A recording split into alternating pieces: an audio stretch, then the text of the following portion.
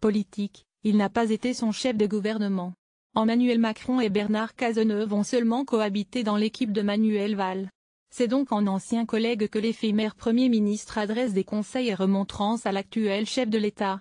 Dans une interview accordée au Monde pour la sortie d'un livre récit de son expérience politique Chaque jour compte, celui qui est désormais avocat ne mâche pas ses mots. Le seul véritable satisfecit qu'il accorde au président de la République, c'est la loi antiterroriste qu'il aurait votée, après avoir suggéré d'enlever les dispositions sur le droit des étrangers. Mais même sur ce point, il réitère sa proposition au chef de l'État d'efférer lui-même le texte devant le Conseil constitutionnel pour s'assurer de la conformité du texte avec toutes les règles constitutionnelles et européennes. Pour le reste, Bernard Cazeneuve livre un jugement acerbe sur Emmanuel Macron.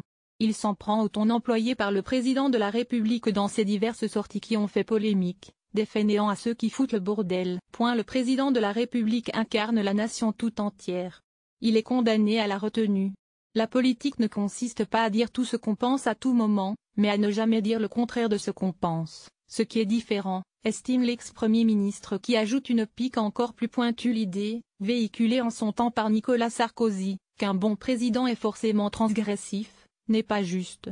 La politique menée est à droite plus largement, c'est la stratégie présidentielle du ni droite ni gauche qui questionne le dernier chef de gouvernement de François Hollande. Je redoute qu'avec le temps, la revendication du dépassement de ce clivage, ne dissimule en réalité une propension à être tout simplement de droite, attaque Bernard Cazeneuve. La politique menée n'est pas à gauche, c'est certain.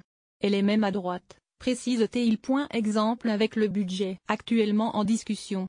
Le gouvernement est pris au jeu de ses contradictions, car on ne peut pas être tout à la fois et en même temps, estime-t-il, précisant qu'il n'aurait pas pu voter ce texte qu'il ne considère pas comme juste. L'ancien ministre de l'Intérieur fait également part de sa réserve concernant le récent limogeage du préfet du Rhône après l'attentat de Marseille.